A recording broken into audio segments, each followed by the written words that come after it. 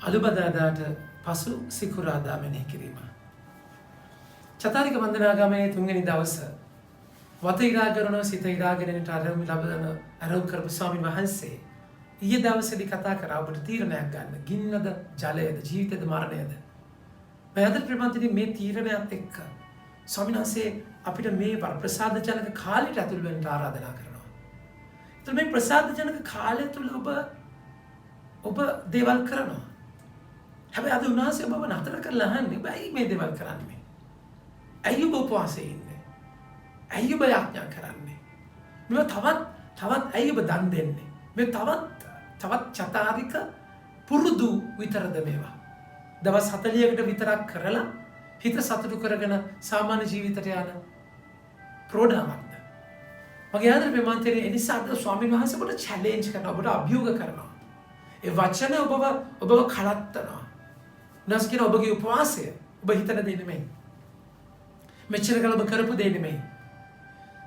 අද වචනේ කතා කරන සමිදාන මෙසේ වදාරනසේක නොනවති මහහඬින් මොරකසා හොරණාවක් මෙන් ඔබේ හඬ නගා මගේ ඊශ්‍රායල් සේනකටද ජාකෝබ්ගේ වංශයටද ඔවුන්ගේ වැරදි හා පව් දන්වන්න. ඔහු දැහැමි ක්‍රියා කරන දෙවිඳුන්ගේ නියාග අත්තර සිටින ජාතියක් යයි සිතාගෙන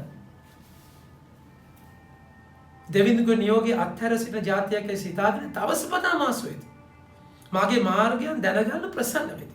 සාධාරණ විනිශ්චයන් මාගෙන් ඉල්ලති. දෙවිඳුන් වෙත ළඟා වීමට ප්‍රසන්න වෙති. සමිඳුන් සලකන්නේ නැත්නම් අප උපවාස කරන්නේ කුමකටද? එතුමා සිතට ගන්නේ නැත්නම් අප වද විඳින්නේ කුමකටද යැසෙන්න ගසති. සමිදාන වලට මෙසේ වදාළසේක. ප්‍රමන්තනේ දැන් මේක දෙවියන් පිට වරද්ද දාලා ඇයි උන්වහන්සේ අපිව ගණන් ගන්නේ? අපිට පේන්නේ එතන තුන්වහන්සේගේ වැරද්ද. හරි ආදම් මේව කියද්දි ඒව කියද්දි වහන්සේ ආදම් කියද්දි වහන්සේ දුන්නු බිරිඳ ඒව ස්ත්‍රිය මට දුන්නා. ස්ත්‍රිය කියනවා ඔබ මෙතන සර්පය මට දුන්නේ. මට කරන්න දෙයක් නැහැ. දැන් උන්වහන්සේටත් වැරදි. දාන තරම්. ඔබ අහන්නේ දැන් කරලා වැඩක් නැහැ. නමුත් උන්වහන්සේ කතා කරලා කියන්නේ ඇයි අහන්නේ නැත්තේ? ඔබ හරියට මේ දේ කරන්නේ. මේ චතාරිකයක් තවත් චතාරිකයක්. තවත් පහු කරගෙන යන අන්තයක් මෙච්චරයි. ඒක හේතුව මොකක්ද?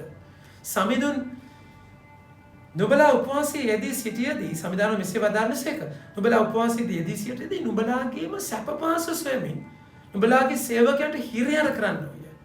නුඹලා උපවාසයේ යෙදී සිටින අතර විවාදයටත් තරඟයටත් දුෂ්ට පහර දීම් වලටත් පෙළඹෙන්න ඕය. මෙලෙස මෙදින උපවාස කිරීමෙන් නුඹලාගේ යදුම් සගයට නොනැගී වැඩක් නැහැ. ප්‍රෝඩාවක් කරන්නේ. ඔබ මේක හරහා අනිත් අයට පේන්න දෙයක් කරලා ඔබ සැප පහසුවෙන් ඉන්නවා. දැන් හිතන්න ඔබ එක්වරු ඉන්නවා කියලා වැඩ කරන්නේ. එක්වරු ඉන්නේ මහන්සියෙන් බෑනේ ශක්තියක් නැහැ වැඩ කරන්නේ. ඒ එක්වරු ඉන්න එකේ තේරුමක් නැහැ. ඔබ ඒක සදා කළ යුතු දෙයක් කරන්නේ. මගේ ප්‍රේමන්තේ ඔබ පල්ලි යන්න කියලා ගෙදර වැඩ අතපසු කරලා තේරුමක් නැහැ. ඔබ කර යුතු දේ කරන්න ඕනේ. ඒ කරේ නැත්නම් තේරුමක් නැහැ. දැන් එතන එකයි උන්වහන්සේ කතා කරන්නේ ඔබ සැප පහසුව පතාගෙන මේක කරන දෙයක්. උන්වහන්සේ කියනවා නුඹලාගේ සේවකයන්ට නුඹලා උපවාසයේ යෙදී සිටියේදී විවාදයට තරඟයට දුෂ්ට පහර දීමකට පෙළඹෙන්න ඕනේ. මෙලෙස සමහරවිට බඩගින්නේ ඉඳලා ગેස්ට්‍රයිටිස් එකෙන් වැඩි වෙලා ටෙන්ෂන් වෙන්න පුළුවන්. ටෙන්ෂන් එකේ ක්‍රියා කරන්න පුළුවන්. කේන්ති යනවා විසි කරනවා මොකක්ද ඒ උපවාසය? මගේ ප්‍රමාදේ මේ ඊතර වීමකට යන ලෑස්ති වෙන කාලයක්. වචනේ කතා කරලා කියනවා නුඹලා උපවාස කරන දවසේදී නුඹලාටම වද වේදනා මෙලෙස උපවාස කිරීමෙන් නුඹලාගේ යදුම සගයට නොනැගේ. නුඹලා උපවාස කරන දවසේදී නුඹලාටම වද වේදනා කරගෙන පන්ගසක් මෙන් හිස නමාගෙන ගෝනි රෙදි සහ අලු තබරා ඒ පිට හිඳ ගන්න ඕනේ. උපවාසයේ නුඹලා අදහස් කරන්නේ එයද?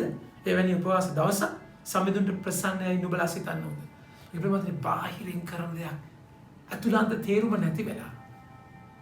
එතන මොකද්ද තේරුම? එතන කිසිම තේරුමක් නැහැ. අපරාධයක් මගේ ප්‍රමාණය. අපරාධයක් මේක.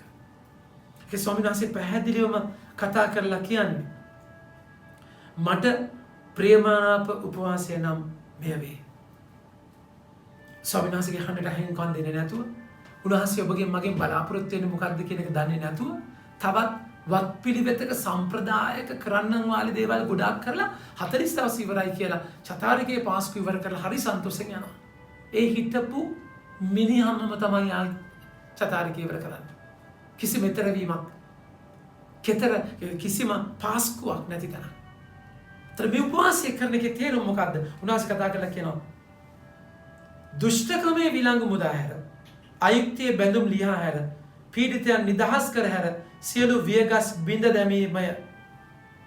මගේ ප්‍රමාතනේ දුෂ්ටකම් විලංගු ලියලා දාන. ඒ කියන්නේ ඔබගේ ජීවිතයේ පීඩා කරපු කොච්චර අය ඉන්නවද? අර ජේසුගෙන් හැරිලා ඈතට යද්දී ඔබ පාපේ යද්දී ඒ පාපය තුළ ඔබ ස්වාමීන් වහන්සේ නැති කරගත්තයින් පස්සේ ඔබ කී දෙනෙක්ගේ ජීවිත විනාශ කරනවද? පාවිච්චි කරනවද? ඒ ජේසුගේ අතුලාන්ත මෙහෙවීම නැතුව කිසි තුවාල කරනවද? නොමග යවනවද? වහල් කරගන්නවද? දැන් මේක ඔබට පේන්න ඕනේ. ඒතර මේ උපවාසය ඔබව අවදි කිරීමකට අරගෙන යන්නේ. අවදි කරන්නට ඕන ඔබගේ ජීවිතේ මේ යන නන්නත්තර වෙච්ච තැන.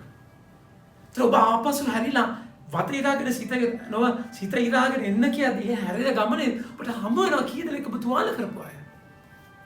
එතන ආදරය කරන්නේ නැතුව නිකන් බත් පැකට් දන් දීලා වැඩක් නැහැ මගේ ප්‍රමාණය. මුලින්ම කරන්න තියෙන දේ එකයි නැසෙ ඔබගේ හදවත දකිනවා. ඔබ ඇතුලේ හිර කරගෙන ඉන්න අය වචන වලින් ඔබගේ මානසික පිනව ගන්න කොච්චර තැන් ඔබ හිර කරගෙන ඉන්නවද? මෙතන නිදහස් කරන්න ඕනේ. නිදහස් කරන්න ඕනේ. සමහරවිට ඒ අය කැමැත්තෙන් හිර වෙලා ඉන්නවා. ඒත් නිදහස් කරන්න ඕනේ. මිනිස්සු ඉල්ලන දේ දෙන එක නෙමෙයි අපේ යුතුයකම. අපි නිදහස් කරන එක අපේ වගකීම.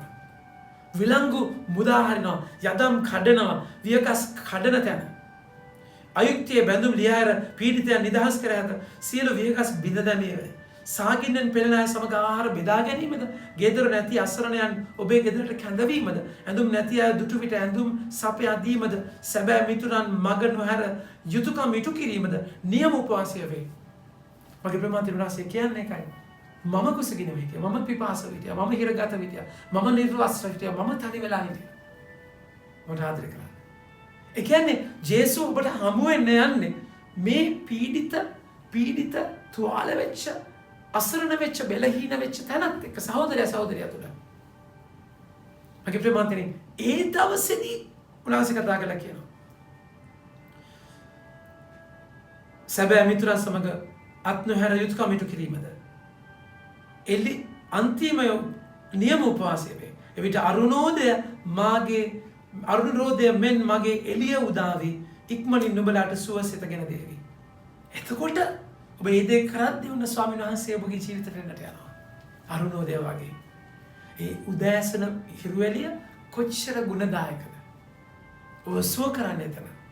මගේ ප්‍රේමන්තයනි එතන කතා කරලා කියනවා ඔබේ දැහැමි සීරිය ඔබ පෙරටුවෙන්ද සමිඳුන්ගේ තෙද සිරිය ඔබ පසුපසට ඔබගේ සුරැකියාව සඳහා ගමන් ගන්නේ. එකලා නුඹලා යාඥා කරන විට මම පිළිතුරු දෙන්නේ. මගේ ප්‍රේමන්තනි මේ ගැඹුරු අත්දැකීම. දැන් පුරාණයේ දිවසාවලිය ව්‍යවස්ථාවලේ ෆෝකස් එක කේන්ද්‍ර ස්ථානයේ ජේසු. ඒතර පුරාණයේ දේවමාලිගාව කැඩිච්ච දවස පෞල් සමාවේ දවසේදී යාළු උපවාස කරන එක ජුදා ජාතිකයකට අනිවාර්ය දෙයක්. දැන් ඒක එහෙම කරන්නේ නැති අය කියලා තමයි ජෝහන්ගේ ගෝලියෝ උන්වහන්සේ වෙත ඇවිල්ලා අහන්නේ පරිසිවරුත් උපවාස කරනවා. අපිත් උපවාස කරනවා. අයියෝ මගේ ගෝලියෝ උපවාස කරන්නේ නැත්තේ. ඒ කියන්නේ උන්වහන්සේ මේ තන උපවාසයේ ප්‍රශ්නයක් නෙමෙයි. ඒක ඊතර කරන පූර්ණත්වයකට පුරාණ කිවිසම පූර්ණත්වයකට අරගෙන යන්න කියනවා. නැස් කතා කරලා කියනවා දේශවාසී උන්ට කතා කොට මෙසේ වදාළසේක. මනාලයා තමන් සමග සිටියදී ඔවුන්ගේ ඥාත මිත්‍රාදීන්ට ශෝක විය හැකිද? නොහැකිය. මගේ ප්‍රමාණතනි. මනාලයා ජේසු. එදා ජුදා සම්ප්‍රදාය විවාහය තුළ මනාලයයි කේන්ද්‍ර ස්ථානය වෙන්නේ. මනාලයයි අරමුණ වෙන්නේ. එතකොට එතන නැති වෙනවා. එයා ඉන්නේ නැති උපවාසයක් නැහැ. ඒ කියන්නේ පුරාණ ගිවිසුමම ව්‍යවස්ථාවල දිවසාවලිය කේන්ද්‍රගත වෙන්න ඕනේ ජේසුට. දැන් ඒක උන්වහන්සේ ඉන්නවා. උන්වහන්සේ අත්දකින්න නැතුව වෙනම උපවාස කරනවා, වෙනම මර්ධන ක්‍රියා කරනවා, වෙනම උන්වහන්සේගේ සම්බන්ධකමක් නැතුව අපරාධයක්. හැබැයි උන්වහන්සේ කියනවා වෙන් කරන දවසක් එනවා මනාලයා. එදා දවසේ උපවාස කරනවා. මගේ ජීවිතේ හැම දෙයක්ම කඩලා ජේසු මට නැති වුණායි කියලා හිතන තැන, ජේසුව දැනෙන්නේ නැති තැන, ජේසුව පේන්නේ නැති තැන, මම ප්‍රේමන්තර මම මුළු සිතින් උන්වහන්සේ වහගෙන යනවා. මාංශය ඉරලා, මගේ මාංශය ඉරලා ශුද්ධාත්මයන් අවදි කරලා ස්වාමින් වහන්සේවම හොයන ගමනකට උපවාසය පත් කරගන්නවා. මගේ මනාලය උන්වහන්සේ. මගේ සතුට ප්‍රීතිය උන්වහන්සේ. මගේ හැම දෙයක්ම උන්වහන්සේ. උන්වහන්සේ වෛති කරගන්න ආරාධනා කරනවා. මේ චතාරිකේ හැම දෙයක්ම දාලා ජේසුවම හොයාගෙන යන්නට මගේ ප්‍රවන්තනේ. ආමෙන්. ජෙස්පිරයි.